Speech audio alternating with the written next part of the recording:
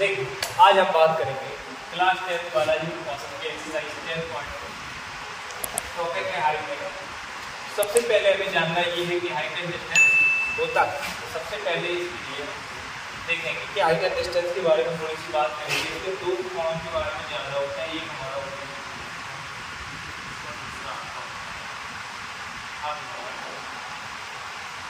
सबसे पहले हमें पता होना चाहिए उन्नयन कोण और अवनमन कोण होते हैं। उन्नयन कोण को हम क्या कहते हैं? Angle of elevation. और अवनमन कोण को कहते हैं एंगल ऑफ डिप्रेशन। ठीक है, उन्नयन कोण का मतलब क्या है कि ये लाइन इस पर जो कोण बनने वाला है, यहाँ आपका जो कोण बनेगा इसको हम क्या कहेंगे? और यहाँ जो नीचे कोण बनता है उसको क्या कहेंगे? अब नमन से मतलब क्या है? नमन का मतलब है नमस्कार। जब हम किसी को नमस्कार कर रहे होते हैं तो हमें क्या करना होता है? झुकना पड़ता है। तो यानी कि आप ऊपर से नीचे की ओर जो कोण बनेगा वो आपका कहना करेगा अवनमन। और उन्नयन से मतलब क्या है कि नयन जब ऊपर की ओर उठ जाए, मतलब नजरें ऊपर चली जाए, वो कोण आपका क्या कहलाता है? उन्नयन। तो हम इनको कैसे याद रखेंगे कि जब नयन मन क्या होता है? हमारे नेत्र, जब नेत्र मतलब ऊपर की ओर उठ जाए तो वहां आपका क्या हो जाएगा? उन्नयन कोण। और ये क्या है कि नमन, किसी को नमस्कार करेंगे तो नॉर्मल सी बात है कि हमें नीचे को झुकना पड़ेगा।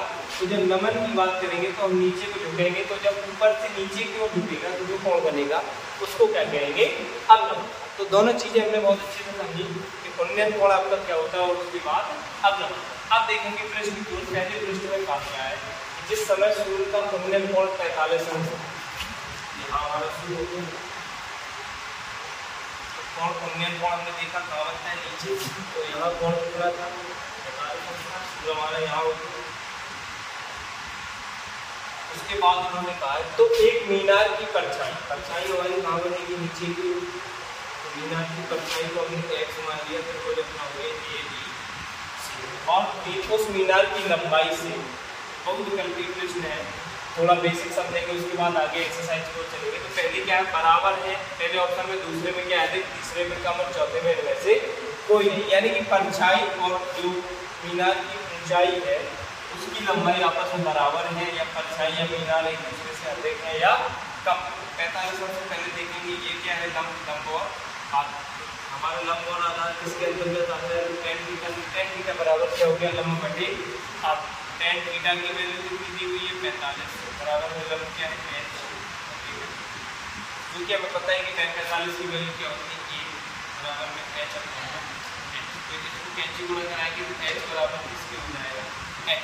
यानी कि जब थीटा की वैल्यू 45 होगी तो सूर्य का उन्नयन कोण 45 अंश था, उस समय मीनार की परछाई उसकी लंबाई से कैसी होगी? अब बात करेंगे प्रश्न संख्या 2। कहा गया है कि किसी स्तंभ की ऊंचाई, ये हमारा बन गया स्तंभ की ऊंचाई, ये उसकी ऊंचाई है और ये उसकी किसी स्तंभ की ऊंचाई उसकी छाया से √3 गुना है। तो उसकी छाया क्या है? उसकी ऊंचाई उसकी छाया से √3 गुना है, यानी कि छाया वाली ऊंचाई क्या हो जाएगी? √3। सूर्य के उन्नयन कोण में कहाँ बनता है? बताया था नीचे से ऊपर की। थीटा की वैल्यू में फाइंड आउट करते हैं। तो अब हम फिर से बात करेंगे किसकी? tan थीटा की। tan थीटा बराबर क्या होता है? लंब बटे आधार। tan थीटा बराबर लंब अपना कितना है? √3x अपॉन में नीचे आधार की वैल्यू क्या दी हुई है? x से x को एब्जॉर्ब किया। tan थीटा बराबर क्या आ गया? √3। tan में √3 वैल्यू किसकी होती है? tan 60। tan थीटा बराबर क्या है? 7। tan से tan कैंसिल आउट किया, थीटा बराबर 7।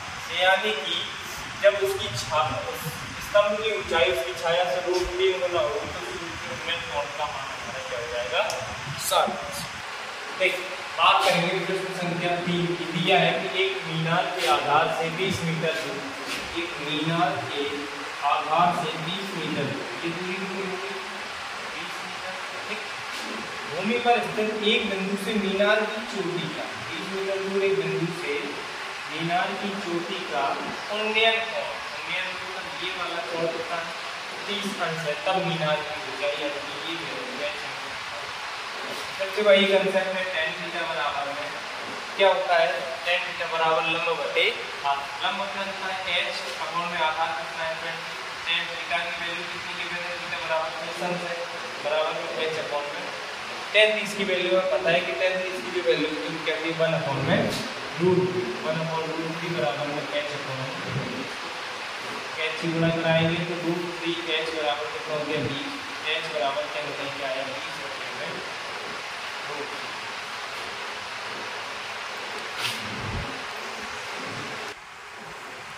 तो ये भी नहीं मिल रहा ये भी नहीं मिल रहा तो इसका आंसर क्या हो जाएगा इनमें से कोई करेंगे प्रश्न संख्या 4 की करेंगे सूर्य का उन्नयन कोण 45 अंश है यहां से कोण बनेगा कितना बन गया सूर्य का उन्नयन कोण 45 अंश है।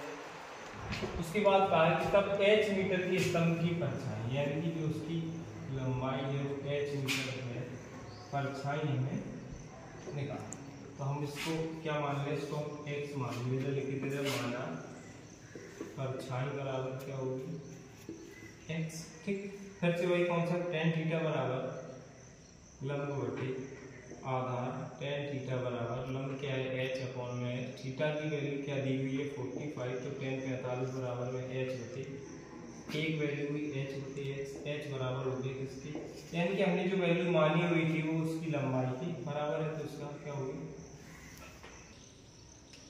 देखिए एक पेड़ सतह पर ऊर्ध्वाधर मतलब कैसा है सीधा खड़ा पेड़ से 10√3 मीटर दूर सतह पर यहाँ पेड़ से 10√3 मीटर ये दूरी हमारी क्या दी हुई 10√3 मीटर सतह पर ऊपरी चोटी का उन्नयन कोण जो है वो हमारा कितना है 60 अंश तक त्रिभुज हो गया ABC तो पेड़ की ऊंचाई यानी कि इसको हम क्या मानेंगे h फिर से tan थीटा बराबर क्या है लंब बटे आधार तो h बटे √3 tan थीटा की वैल्यू यानी कि tan 60 बराबर में h बटे 10√3 tan 60 की वैल्यू क्या है √3 तो h अपॉन में 10√3 इसको गुणा कराएंगे तो √3 क्या हो गया 3 10 दिया h बराबर 30 मीटर उत्तर क्या होगा।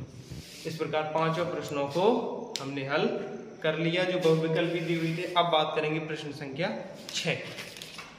प्रश्न किया कि एक बिजली का खंभा 10 मीटर ऊंचा है खंभे को एक सीधा लंबवत रखने के लिए एक तार का सिरा खंभे की चोटी से बनाया तथा दूसरा सिरा भूमि पर स्थिर किया गया यदि तार खंभे की आधार बिंदु से होकर जाने वाले क्षेत्र के साथ 45 अंश तो तार की लंबाई क्या है।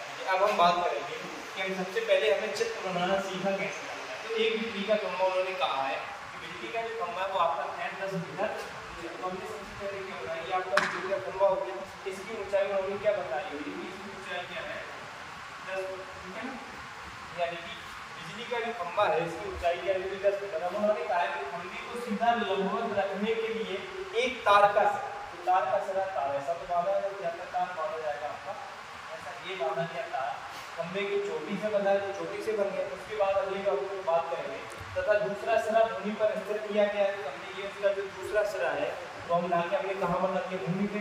उसके बाद लाके तार खंभे के आधार बिंदु से होकर जाने वाले क्षैतिज के साथ आधार बिंदु से होकर जाने वाले क्षैतिज का मतलब क्या है बात कर रहा है जमीन की तो यहाँ क्षैतिज के लिए जमीन को उन्होंने फिगर कौन बनाया 45 अंश का तो फिगर में उन्होंने क्या बताया कि उस आधार बिंदु से क्षैतिज तक जाने के साथ उस फिगर कौन बनाया 45 अंश तो हमें निकालना है क्या तार की तार हमारा कहाँ यानी कि x की वैल्यू को हमें फाइंड आउट करना उसमें खंभे की ऊंचाई को दिया हुआ है। उसके बाद एक तार के बारे में बात की तो तार की लंबाई को देखेंगे। अब हमें इसमें कॉन्सेप्ट क्या है हमने बात की हुई थी tan थीटा को लेकर के अब हम देखेंगे इसमें क्या किया गया ये तो आपका हो गया क्या लंब उसके साथ साथ ये दूसरी साइड दी हुई है वो क्या देंगे अभी तक लंब और आधार को लेकर के बात कर रहे थे। अब यहाँ जो बात आएगी वो लंब और कर्ण को लेकर के बात करें तो लंब और कर्ण हमारा किसमें आता है